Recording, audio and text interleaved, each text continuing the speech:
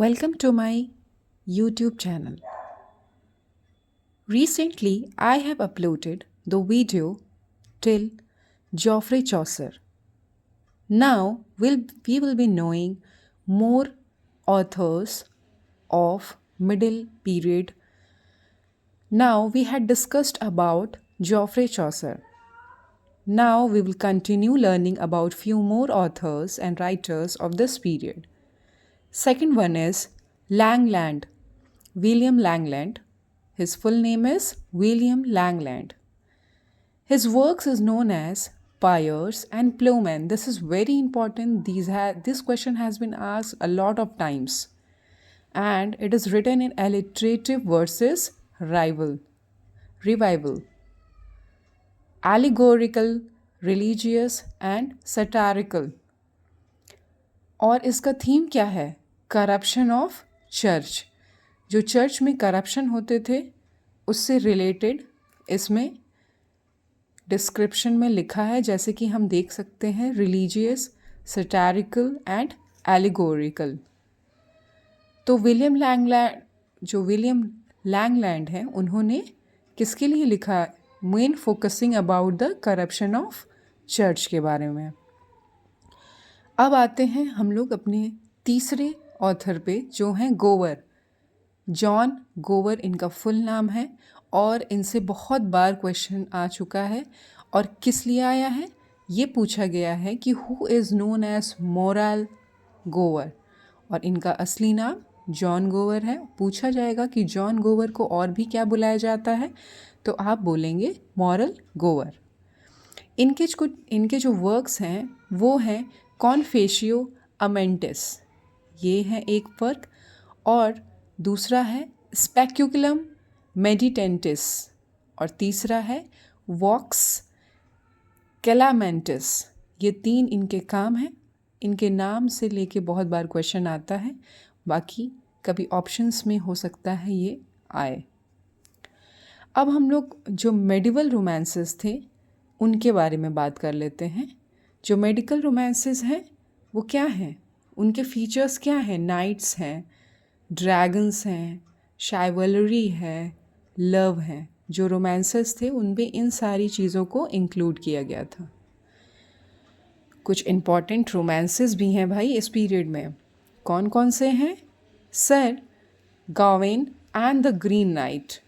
और ये किस में लिखा गया है? एलिटरेटिव रिवाइवल में. ये पूछा जाता है, especially this question is asked in NET JRF, but sometimes it has been also asked in TGT PGT also. Sir Gawain and the Green Knight, King Horn, Havelock the Dane, Morte the author. The author, he has written Thomas Malory 1485. Now next part is our ballads. Famous ballads were Robin Hood ballads, Sir Patrick Spens and Chevy Chase. These were the important ballads of this age. And now we will know about the features of the ballad. What were the features? Repetition, dialogue, impersonal tone and quatrains A, B, C, B. These were the features of ballad in the middle period. Now let us know about the religious literature.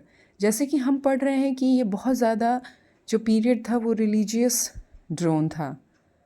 ज़्यादा से ज़्यादा लोग religious पे बातें लिखते थे. तो इसमें जो पहले हैं वो कौन है? एंकरिन रिवेल, रूल फॉर एंकरेसेस. ये किसके बारे में लिखे हैं? जो एंकरेसेस रूल करती थी उनके बारे में उन्होंने इसमें लिखा हुआ है. The Owl and the Nightingale, Cursor Mundi, Ormulum, ये सारे जो हैं रिलीजियस लिटरेचर्स हैं.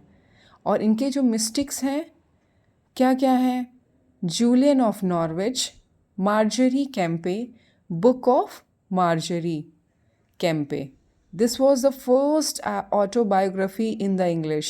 ये पूछा जाता है कि मार्जरी कैम्पे कौन सी बुक का नाम किसने लिखा है। तो ये जो है फर्स्ट ऑटोबायोग्राफी इन इंग्लिश है। पूछा जाएगा कि फर्स्ट ऑटोबायोग्राफी इन इंग्लिश कौन सा है, तो क्या होगा, मार्जरी कैम्पे।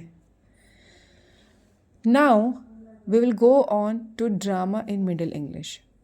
3 टाइप्स के ड्रामा थे इसमें, बहुत इंपॉर्टेंट, इसमें क्वेश्चन पूछा जाता है हमेशा। पहला है मिस्ट्री प्लेस, जिसमें बाइबल स्टोरीज थे। मिरेकल प्लेस, जिसमें सेंट्स कैसे रहते थे। और तीसरा है मोरालिटी प्लेस, इसमें एब्स्ट्रैक्ट वर्च्यूज़ थे। और जिसमें से सबसे इम्पॉर्टेंट कौन था, एवरी मैन, मोस्ट फेमस, ये सबसे ज़्यादा फेमस था। और अर्ली ड्रामा सेंटर्स कौन कौन से थे, यॉर्क, चेस्टर, वेकफील्ड और कोवेंट्री, ये सब जो थे वो ड्रामा सेंटर्स थे जहाँ पे ड्रामा को प्ले किया जाता था। अब हम लोग पढ़ते हैं मिडिल इंग्लिश प्रोज पे।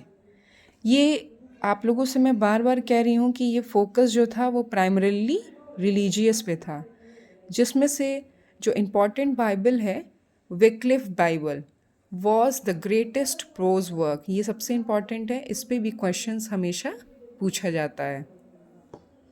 Now next moving to the, now this we will continue from the